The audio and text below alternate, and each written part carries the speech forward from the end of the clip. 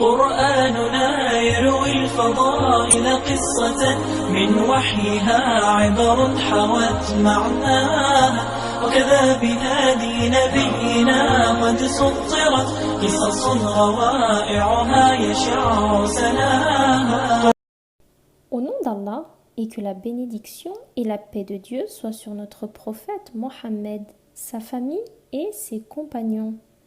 Nous allons vous conter aujourd'hui, chers héros, une nouvelle histoire issue du Coran. Il s'agit de celle de l'homme propriétaire de 2 vergers. Il était une fois, il y a bien longtemps, 2 hommes associés. L'un d'eux était croyant, le second mécréant. Le croyant ne savait pas que son associé ne croyait pas en Allah Azza wa Jal. Ils possédaient ensemble 800 000 dinars et partagèrent la somme entre eux. Chacun d'eux se retrouva avec 400 000 dinars. L'homme mécréant se mit alors à dépenser son argent pour acheter beaucoup de biens. Il acheta un terrain pour 1000 dinars, il construisit une maison pour 1000 dinars, il épousa une femme pour 1000 dinars, il s'acheta un domestique pour 1000 dinars.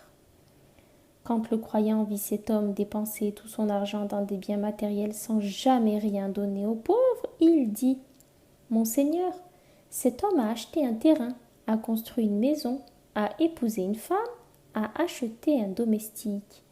Je vais de mon côté donner tout mon argent en aumône aux pauvres pour toi, ô Allah. Accorde-moi, en contrepartie, au paradis, des richesses supérieures à celles que mon ami a obtenues grâce à son argent. » Les années passèrent et l'homme mécréant se mit à utiliser son argent pour faire du commerce au point de devenir très riche. Il devint vaniteux et arrogant. Au lieu d'être croyant et encore plus reconnaissant vis-à-vis d'Allah Azza wa Jal pour les bienfaits et richesses qui lui ont été accordés. Un jour, le croyant eut besoin d'une somme d'argent et se dit que son ami mécréant pouvait peut-être la lui prêter, voire même lui donner un travail moyennant salaire. Il alla donc lui présenter sa requête et ce dernier lui dit « Ne t'ai-je pas donné la moitié de la somme que nous possédions en commun ? Qu'as-tu fait de cet argent ? Dans quoi l'as-tu utilisé ?» Le croyant lui dit « Je l'ai utilisé pour acheter des biens au paradis. Je l'ai donné en aumône aux pauvres et nécessiteux. » Le mécréant lui dit alors « Comment ? Je pense que tu es fou. Ne vois-tu pas ce que j'ai fait de cet argent ? J'ai pu obtenir une fortune immense grâce à lui. Ha ha !» Et il continua de se vanter des bienfaits qu'Allah lui a octroyés. Il se mit à rabaisser son ami croyant en lui disant « Je suis plus riche que toi, j'ai plus d'enfants, je suis donc supérieur et meilleur que toi. » واضرب لهم مثل الرجلين جعلنا لأحدهما جنتين من أعناب وحففناهما بنخل وجعلنا بينهما زرعا كلتا الجنتين آتت أكلها ولم تظلم منه شيئا وفجرنا خلالهما نهرا وكان له ثمر فقال لصاحبه وهو يحاوره أنا أكثر منك مالا وأعز نفرا. Allah subhanahu wa ta'ala a donné aux mécréants 2 vergers, soit 2 jardins pleins d'arbres, de fruits et palmiers qui lui donnaient de belles récoltes. Il se promenait dans ces vergers avec un comportement détestable, avec vanité, arrogance, pensant qu'elle resterait à jamais telle qu'elle, à lui seul. Il dit « Je ne pense pas que les vergers qu'Allah m'a donnés disparaîtront un jour, ni ce qui s'y trouve, les plantes, les arbres, les fruits et ruisseaux. » Il regarda son ami croyant, présent à ses côtés, au milieu des vergers qu'Allah lui a accordés, et lui dit « Je ne pense pas que la fin des temps viendra, ni que le jour de la résurrection existe. Et si jamais je retourne à mon Seigneur, il me donnera encore mieux que ces vergers et jardins, car il me les a déjà accordés ici-bas. Il est évident qu'il m'accordera de même dans l'au-delà. Si jamais la fin des temps arrive, et si le jour de la résurrection existe. ودخل جنته وهو ظالم لنفسه قال ما أظن أن تبيد هذه أبدا وما أظن الساعة قائمة ولئن رددت إلى ربي لأجدن خيرا منها منقلبا. L'homme croyant lui dit, crains Allah, ne mécrois pas. La fin des temps et le jour de la résurrection existent bel et bien. Et Allah subhanahu wa ta'ala va récompenser les croyants pour toutes leurs bonnes œuvres. Le fait que l'on t'ait accordé beaucoup de bienfaits ici-bas ne signifie pas qu'Allah te donnera de même dans l'au-delà. Il faut que tu sois reconnaissant pour tous les bienfaits d'Allah Azza wa Jal. Allah est mon Seigneur et je n'associe personne à mon Seigneur. قال له صاحبه وهو يحاوره أكفرت بالذي خلقك من تراب ثم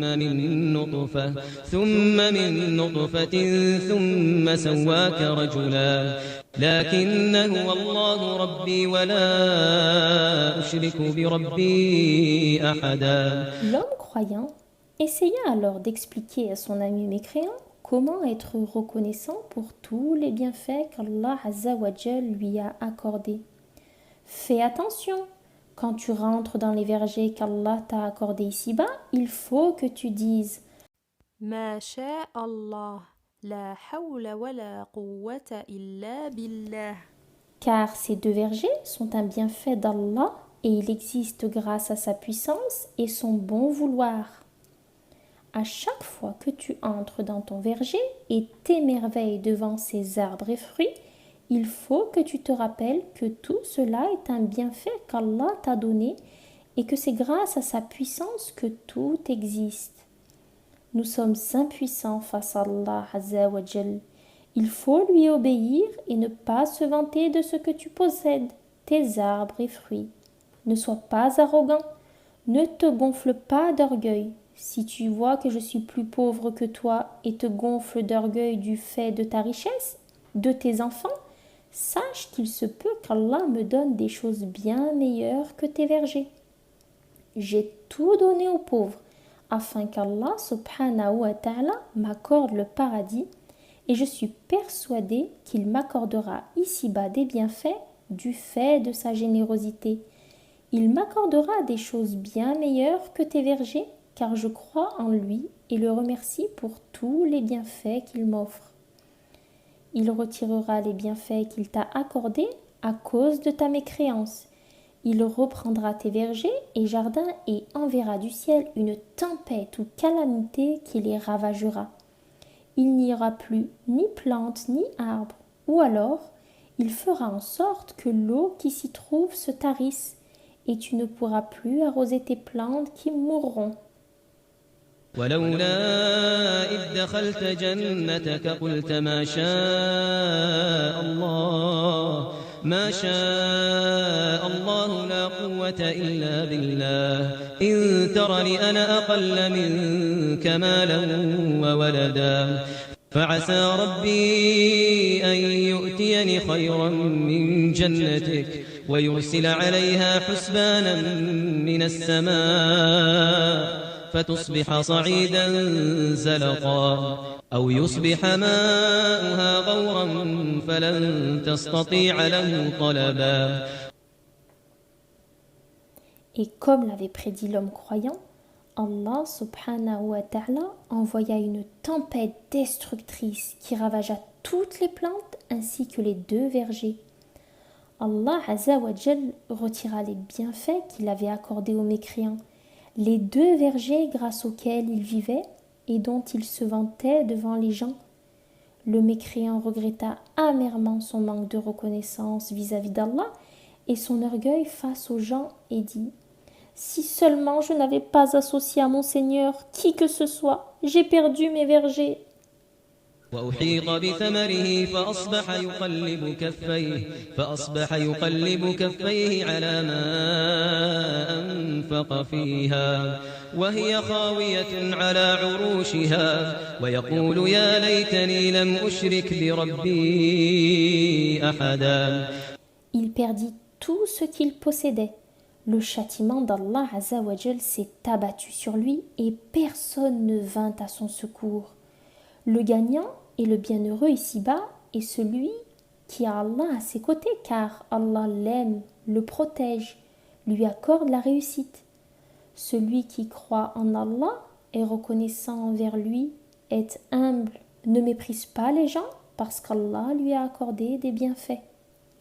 ولم تكن له فئة ينصرونه من دون الله وما كان منتصرا هنالك الولاية لله الحق هو خير ثوابا وخير عقبا.